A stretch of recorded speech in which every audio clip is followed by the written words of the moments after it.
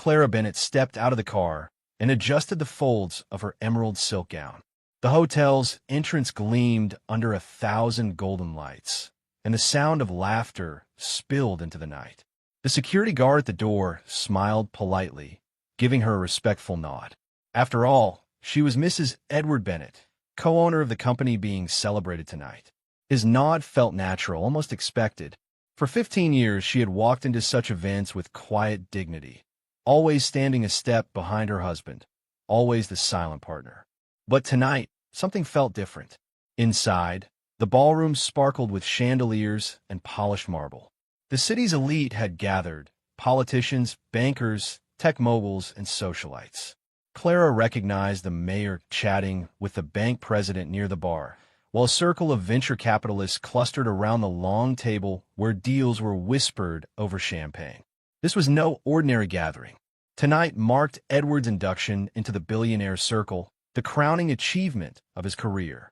Clara had imagined she would share in the pride, but as she moved through the glittering crowd, a strange current ran beneath the surface.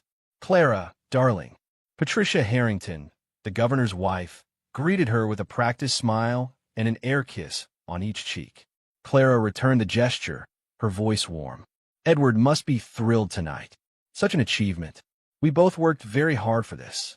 Patricia's smile faltered almost imperceptibly before brightening again. "Of course, dear.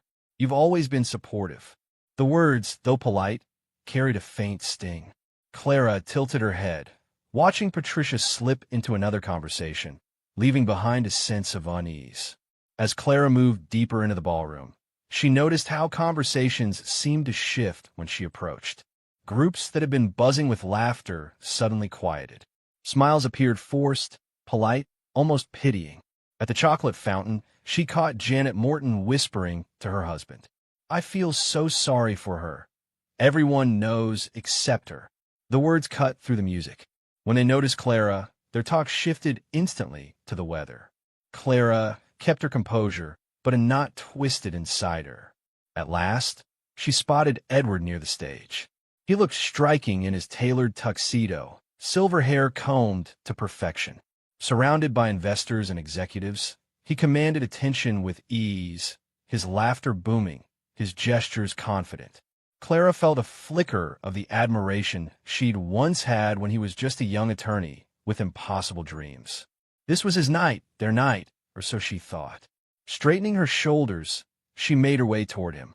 "Edward," she said softly, touching his arm.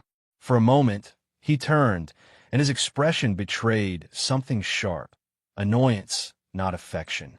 It vanished quickly, replaced by a polite smile. "Ah, Clara, you're here." His tone was flat, as though she were an afterthought. "Of course I'm here," she replied with a small laugh. "This is our celebration."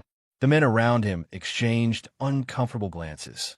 One excused himself abruptly, another checked his watch and walked away, leaving the couple in a fragile silence. Edward's eyes darted across the room. "I should get back to networking," he muttered, already half turned away. "These deals won't close themselves." He left her standing by the stage, as if she were invisible. Heat rushed to Clara's face. Around her, whispers stirred like leaves in a storm. She tried to steady her breath, but then she heard it, clear and cruel.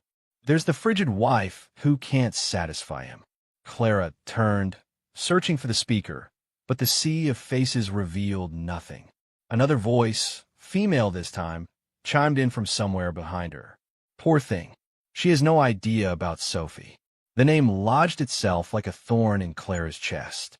Sophie Lane, Edward's young assistant. The whispers fit together with every unexplained trip, every late meeting, every secretive phone call. Clara's hands trembled as the truth crystallized before her.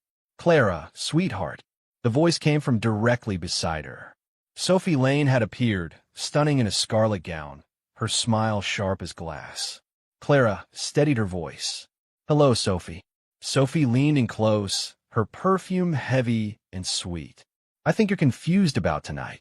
This event is for business associates and stakeholders." Clara's chin lifted. "I own 17% of this company. That makes me a stakeholder." Sophie's smile widened cruel. "Had, darling. Past tense. Edward was going to explain. Before Clara could respond, two security guards appeared at her side. Their faces were blank, their hands firm yet polite as they took her arms. Sophie's voice rose just enough to carry. "Remove this woman. She doesn't belong here." The ballroom stilled. Every head turned to watch Clara's humiliation unfold. She looked toward Edward, silently begging for acknowledgement, but he never turned. He was already deep in conversation about overseas markets, leaving her discarded under the harsh lights of betrayal. The guards led Clara through the grand hall, their grip steady but not rough. The murmurs of the crowd followed her like shadows. She lifted her chin, forcing dignity into every step, though her insides trembled. The revolving doors spun behind her, the sound echoing like the closing of a vault. Outside, the marble stairs stretched cold beneath her heels. It felt as though she was leaving a funeral, her own. The valet who had greeted her so warmly earlier now avoided her gaze, suddenly busy with his clipboard. The city sparkled around her, alive with couples laughing, taxis honking, neon lights flashing. Yet Clara felt utterly detached from it all. She reached into her clutch and touched a velvet box she had carried all evening. Inside was a platinum bracelet, engraved with the coordinates of the Malibu beach where Edward had proposed 23 years earlier. It had been meant as a surprise gift for him tonight. The bitter irony tightened her throat. She stepped aside, opening the box under the street lamp. The delicate bracelet gleamed, mocking the memory of promises long broken. A voice interrupted her thoughts. "Ma'am, are you all right?" A young waitress in a wrinkled uniform had stepped outside for a cigarette break. Clara managed a smile that felt like shattering glass. "Just getting some air," she replied. The waitress nodded, concern flickering in her eyes, but said nothing more. Clara walked toward the parking garage, her steps steadier with each echo on the concrete. Her Tesla sat under the fluorescent lights, immaculate as always. She slid into the driver's seat, but didn't start the engine. Instead, she sat in silence, allowing the shock to settle into something harder, colder. The signs had been there all along. Edward's new fitness obsession, unexplained charges on credit cards, late-night showers that washed away evidence of another life. She had been blind because she had chosen to trust, but betrayal was only half the wound. What cut deeper was the erasure of her contribution. Every magazine called it Edward Bennett's empire, as though she had not mortgaged her inheritance to fund his first office, as though she had not spent countless nights reviewing contracts by his side. She opened her phone, scrolled past Edward's name, and tapped David Chun, her financial advisor. His groggy voice answered, "Clara? It's nearly midnight. What's wrong?" "David, I need you to liquidate my entire stake in Bennett Industries," she said firmly. "All 17 million. Silence stretched across the line. Finally, he spoke, his tone incredulous. "Clara, that's massive. Are you sure? We can schedule a meeting next week." Her voice cut through with clarity. "Monday morning. No delays. And freeze all joint accounts and credit cards. Nothing connected to Edward stays open." David hesitated. Are you getting divorced?" Clara's jaw tightened. "Just execute the orders." Ending the call, she scrolled to Linda, their longtime travel agent. The woman answered, voice heavy with sleep. "Clara? Is something wrong?" Clara inhaled. "Cancel our anniversary trip to Tuscany. Everything. The villa, the flights, the reservations." Linda gasped softly. "But that was meant to be a special celebration for you and Edward." Clara's tone turned steely. "Change of plans. Send me the paperwork in the morning." Her phone buzzed with a new text. "Mrs. Bennett, this is Jake from hotel security. You left a gift box on the steps. Should I bring it to your car?" Clara looked at the empty space in her hand. The bracelet. Her throat tightened. She typed back quickly. "Keep it or throw it away." "I don't care." But she did care, and that was the cruelest part. 23 years of caring, of sacrificing, of giving without recognition. She had built her own cage. And Sophie had just handed her the key.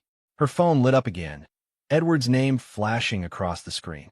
The picture showed him smiling last Christmas, a moment that now felt like a stranger's memory. The call rang out.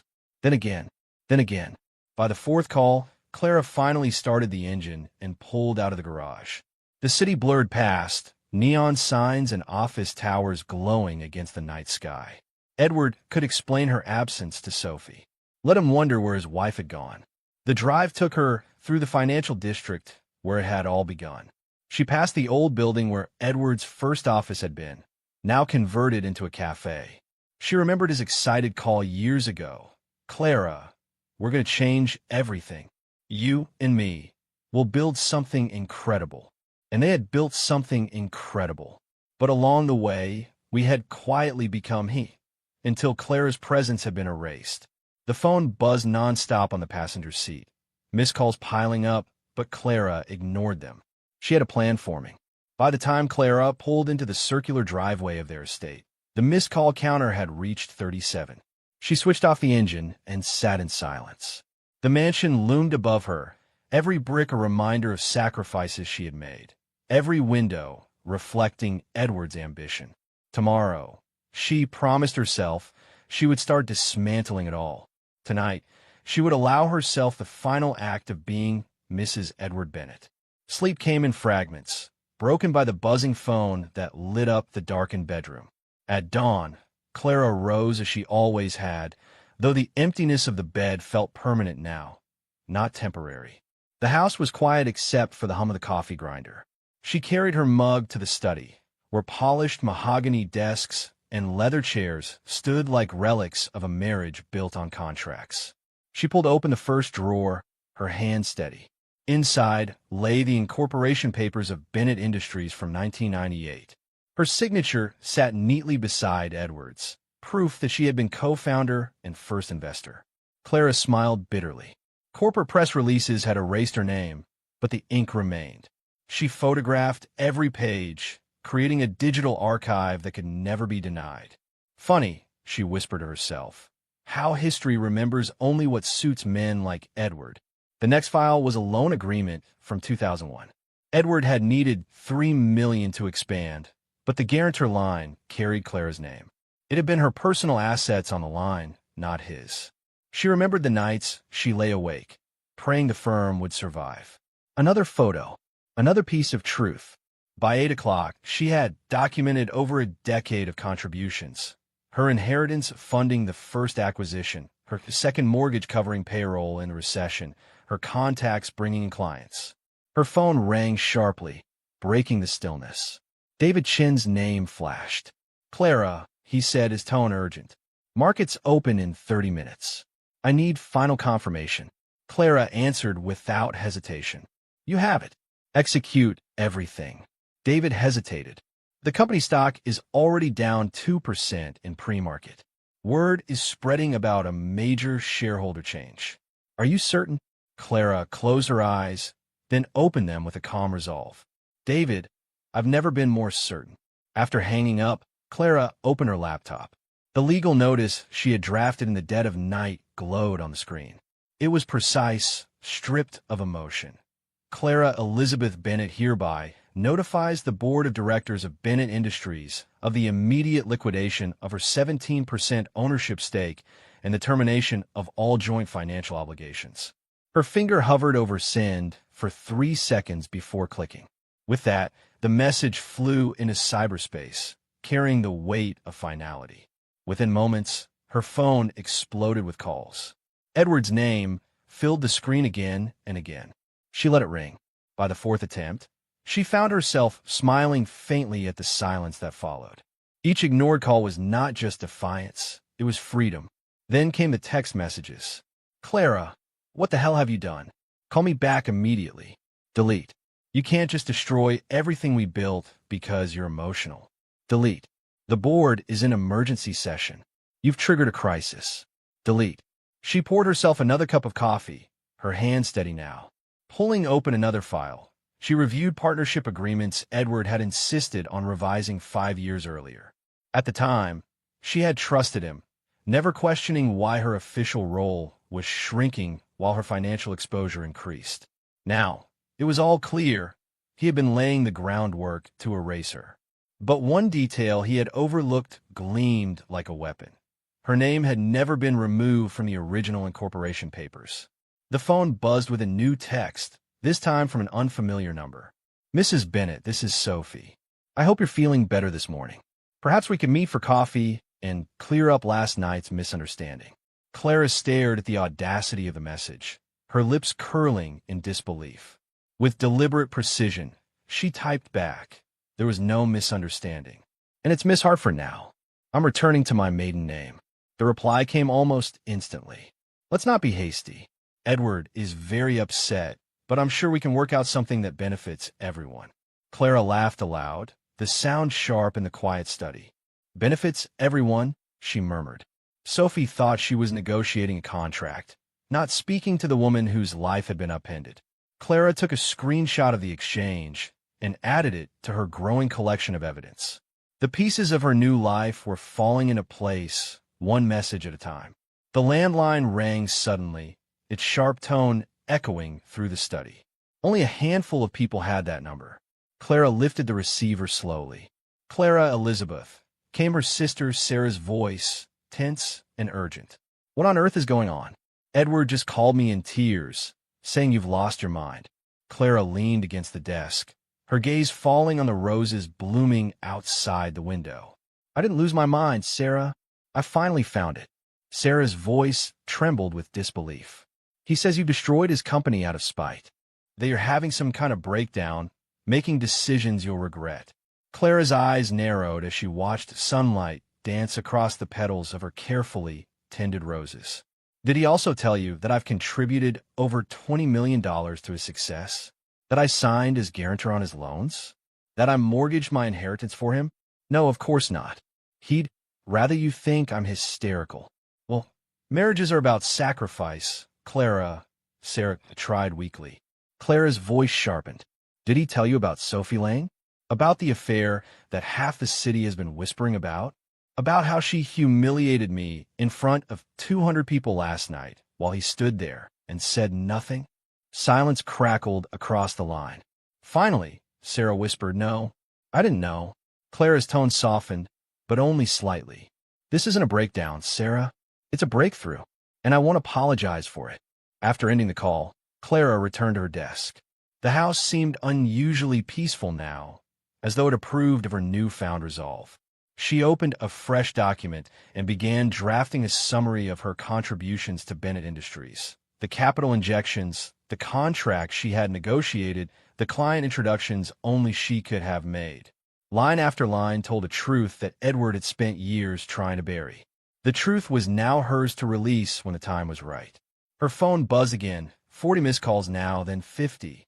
The sheer desperation of Edward's persistence amused her. She ignored them all, instead focusing on the files stacked high around her. She felt less like a discarded wife and more like a general preparing for battle. Each paper was a weapon, each contract a shield. For the first time in years, she felt powerful in her own home. By late morning, she stepped into the kitchen for another cup of coffee. The smell of roasted beans filled the air as the sun streamed across the marble countertops. She realized how silent the house was without Edward's booming voice filling it. It wasn't oppressive anymore. It was liberating. She carried her mug back to the study, whispering to herself, "Let him call. Let him scream. He can't unwrite history." Another call came through, this time from the family lawyer, Mark Ellison. Clara answered. "Clara, I just got off the phone with Edward," Mark said nervously. "He's in a panic. He claims you've made rash financial moves that could devastate the company. I wanted to hear your side before I intervene." Clara's voice was calm. "Rash? No. Strategic? Absolutely. I protected myself, Mark, and I've got the documents to prove my role in every stage of this company's growth." "Edward insists you're acting emotionally," Mark pressed. Clara laughed bitterly. "Emotionally? Mark, if I were acting emotionally, I'd be standing outside with a baseball bat, not filing legal notices at dawn. Everything I've done is within my rights as co-founder. Edward simply underestimated me." The lawyer hesitated, then cleared his throat. "I see. In that case, would you like me to represent your interests independently?" Clara's lips curved into the faintest smile. "Yes, Mark. From this moment, I'm your only client in this matter." After the call, Clara felt the shift settle into her bones. She was no longer reacting. She was acting. She returned to the window where her roses bloomed, their petals radiant against the morning light. For years she had cared for them, while Edward barely noticed. Funny, she murmured, the things that thrive when you give them attention. The garden felt like a mirror, proof that nurturing had power, even if recognition never came. Her phone buzzed once more. This time, a voicemail from Edward played automatically. His voice was frantic, raw. "Clara, please. You don't understand what you're doing. You're destroying everything we built. Just call me back, we'll fix this." Clara deleted it without hesitation. Fixing was no longer her responsibility. Edward had made his choices, and now she was making hers. And unlike him, she wasn't afraid to live with the consequences. By midday, Clara had arranged every folder neatly on the desk. Contracts, loan guarantees, correspondence, all of it documented with photographs and organized into digital files. She wasn't just protecting herself anymore. She was building a story, one that Edward couldn't rewrite or silence. She leaned back in her chair, sipping the last of her coffee, and whispered, "This isn't just my defense. It's my truth." A knock sounded at the door. Startled, Clara rose and peered through the side window. Edward stood outside, his usually composed figure disheveled. His tie hung loose, and his hair looked unkempt, as though he'd been pulling at it. He pounded once more. "Clara, open the door. We need to talk." For a moment, her heart tightened. The man she had once loved looked almost desperate. But then she remembered Sophie's smirk, the whispers, the betrayal. She stayed silent. "Clara," his voice cracked. "You can't just walk away like this. We're partners." The words stung her ears. Partners. He had forgotten that long ago. She stepped back from the door, resisting the urge to shout through the wood. Instead, she let him stand in the heat of the afternoon, pleading to a woman who no longer existed. After several minutes, the sound of his car engine roared, and he was gone. Clara returned to her desk and opened a new email draft. She addressed it to 3 influential business journalists she had known for years through her family's law firm. The subject line was simple: the untold story of Bennett Industries. She attached a zip folder of documents, proof of her role as co-founder, evidence of her financial sacrifices, and a timeline of contributions that the public had never heard. Her fingers hovered, then pressed send. Almost instantly, one journalist replied, "Clara, this is extraordinary. Are you willing to go on record?" Clara typed back, her hand steady, "Yes." It's time the truth was known. She knew Edward would see it as betrayal. But to Clara, it wasn't betrayal, it was justice. For years, her silence had been his strongest weapon. Now, her voice would be hers. The next call came not from Edward, but from Sophie. Her tone was sharp, brittle beneath a thin layer of politeness. "Miss Hartford, this is Sophie. I think we should meet. There's no need to drag this into the press. Surely we can settle things quietly, woman to woman." Clara's laughter rang through the empty study, bright and cutting. "You mistake me for someone interested in your deals, Sophie. I don't meet mistresses. I dismantle them." The silence on the line was delicious. Finally, Sophie hissed, "You'll regret this. Edward will never forgive." Clara ended the call before she could finish. Forgiveness was irrelevant now. She had no use for it, and even less use for Sophie's threats. The phone buzzed again almost instantly, but Clara switched it off completely. She preferred the quiet hum of the house to the constant intrusion of voices trying to control her. By afternoon, her story was already spreading. A financial news alert pinged her laptop. "Major shakeup at Bennett Industries. Co-founder liquidates stake." Within minutes, social media lit up with speculation. Some posts expressed shock, others sympathy. A few even praised her courage. Clara watched the headlines roll in, her lips curving into a faint smile. The narrative was no longer Edward alone. She stepped into the garden, the sun warm on her shoulders. The roses swayed gently in the breeze, their blooms lush and unapologetic. Clara knelt to touch one, careful of the thorns. "Beautiful and dangerous," she murmured, almost to herself. The metaphor comforted her. For too long, she had been the bloom without the thorn, admired but defenseless. That version of Clara was gone. As twilight settled, Clara poured herself a glass of wine and settled onto the patio. The house glowed behind her, quiet and serene, while the city buzzed with Edward's panic. She took a slow sip, savoring the taste of freedom.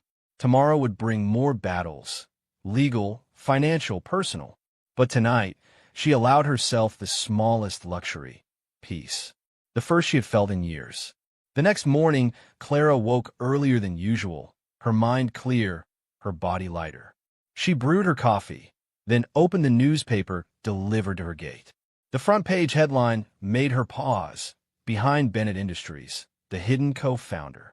Her name was there in bold, her contributions laid out for the world to see. For the first time in decades, she was not just Edward's wife. She was Clara Hartford, builder, investor, partner, survivor. Her phone rang again. It was Sarah. "Clara, you're on the front page," her sister exclaimed. "I can't believe it. I didn't know the half of it. I'm sorry for doubting you yesterday." Clara's lips curved into a soft smile. "You don't need to be sorry. Now you know, and so does everyone else." For once, Sarah had no argument, only quiet admiration. By mid-morning, Clara's lawyer, Mark, called with updates. The board is in chaos. Investors are demanding answers. Edward looks cornered. He's trying to paint you as unstable, but the documentation you released is ironclad. They can't dismiss it. Clara listened calmly. "Good. Let him sweat. He spent years writing me out of the story. Now the story has written me back in." Meanwhile, messages of support poured in from unexpected places. Former employees, women in the industry, even distant acquaintances who admired her courage. One wrote, "Your strength gives me hope. Thank you for speaking up." Clara read them quietly, her heart swelling. She had not just reclaimed her dignity. She had ignited something larger. That afternoon, Edward finally tried again. This time, not with anger, but with exhaustion in his voice. "Clara," he pleaded in a voicemail, "you've made your point. Please, let's talk. We can fix the damage together. Don't throw away 30 years. Clara listened, then deleted the message. 30 years had already been thrown away by him, not her. She returned once more to her study, where the empty folders now lay in a neat stack. Their contents were no longer secrets hidden in drawers. They were truths set free. She closed each one gently, as though burying the past. "It's done," she whispered, almost in relief. That evening, Clara invited Sarah over for dinner. They sat in the garden, sipping wine as the roses perfumed the air. For the first time in years, laughter bubbled easily between them. Sarah studied her sister with wonder. "You look different. Stronger." Clara chuckled. "Maybe I was always strong. I just forgot it for a while." The sun dipped below the horizon, casting the